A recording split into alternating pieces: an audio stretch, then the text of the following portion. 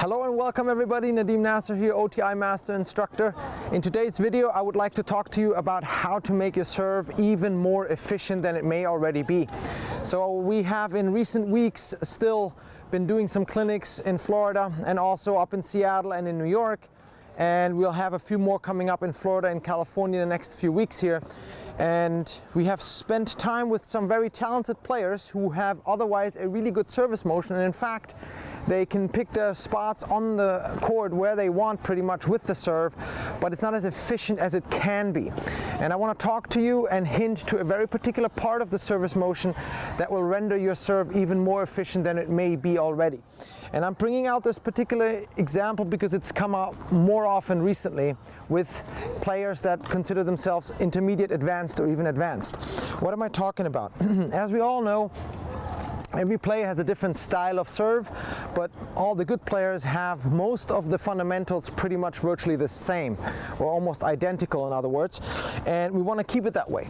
So in essence, the service motion itself, if you see players starting in the beginning down here and they rock back and they turn, to some degree, one way or the other, they're getting into the position where the tip of the racket is to the outside. So for us righties, it's to the right. For the lefties, it's out to the left. And you will see almost every single player in a position where the shoulders are aligned with the elbow here in a diagonal. And you will see that my wrist is rather rounded or loose. Okay, and this is where I'm getting at. This rounded position of the wrist is incredibly important to maintain a very efficient and smooth, effortless swing that can increase in speed as you go up to contact. I'm going to show you in slow motion just in a minute here two examples of how you can still hit the serve in both examples, but one is very efficient, the other one isn't as efficient. The one that we have found happens a lot is, we call it the low elbow. And in many occasions, the low elbow is caused by there not being a loose enough or rounded enough wrist. So how does that happen? As you get into this turn position, the second you are using your wrist to get the tip of the racket to start traveling what others may believe is the right to left flow, the elbow initially stays stuck, but then when it does move, it dips to this low point. And then when you have a low elbow, let's say you are very flexible, you don't have any shoulder injuries, you may still be able to do most of the rest of the swing, but in a very inefficient manner, and also in a manner where you have to create muscle strength in order to hit the ball with power, and it's not as effortless as it can be.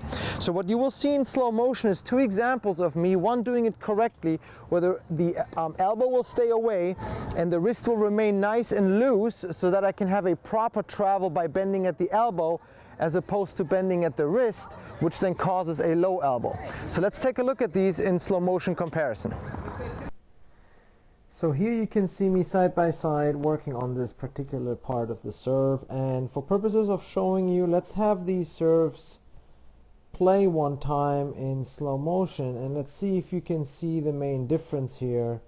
And I'm obviously going to go in just a moment and replay this. So let's bring it back together. Let's see both sides coming back together to the beginning. And I'm going to start, for purposes of making it a bit more simple, I'm going to begin right about where we release the ball.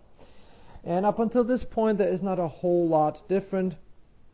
But as we continue to let this side go, you will start seeing, this is my regular serve, how the upper body is aligned in a way where my shoulders and my elbow are in this diagonal.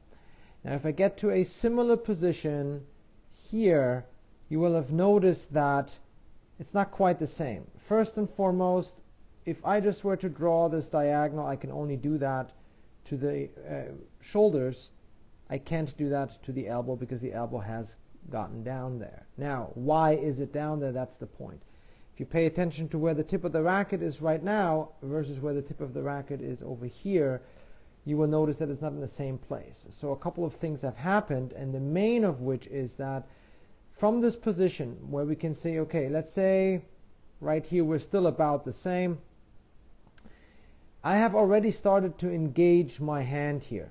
If you look at where the tip of the racket on the left side is pointing, and it's starting to point a bit more to the outside here on the right side, you will notice that if I let this go further, I still continue to turn a decent amount, but I'm now here engaging my hand, which is making the tip of the racket travel up rather fast.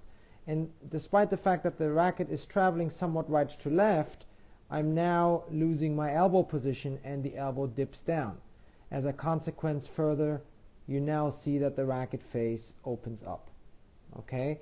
And if I go over here, you will see that the elbow not only stays away, but you will also see that the racket face will remain pointing towards my head and downward. Let's take a look at this for a moment.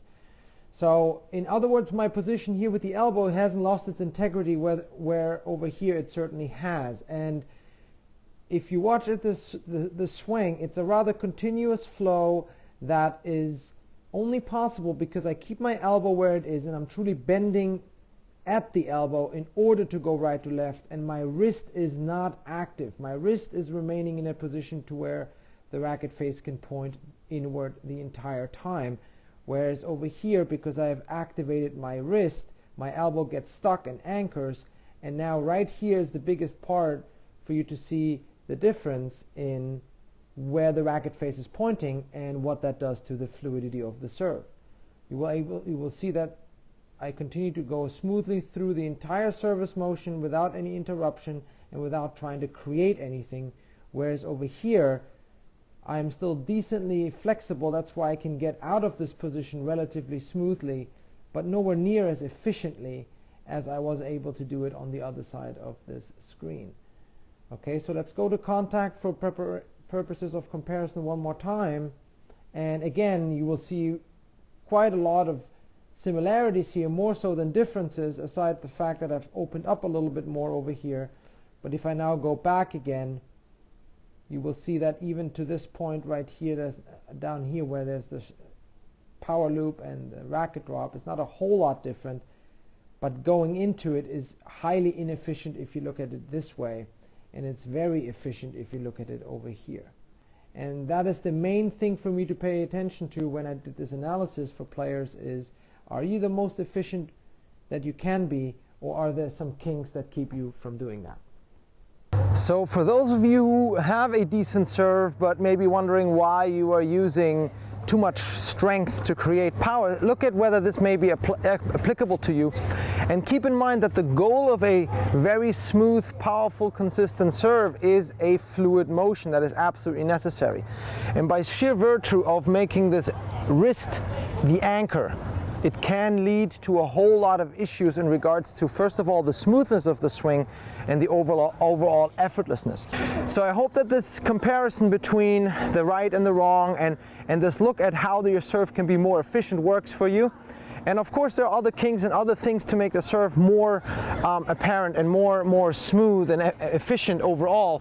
But this was one example that I've seen recently come up a lot more, especially with players who already have a decent serve but lack fluidity, lack effortlessness. So do me a favor, guys, if you enjoyed this video, click the like button, subscribe to our channel, leave some comments.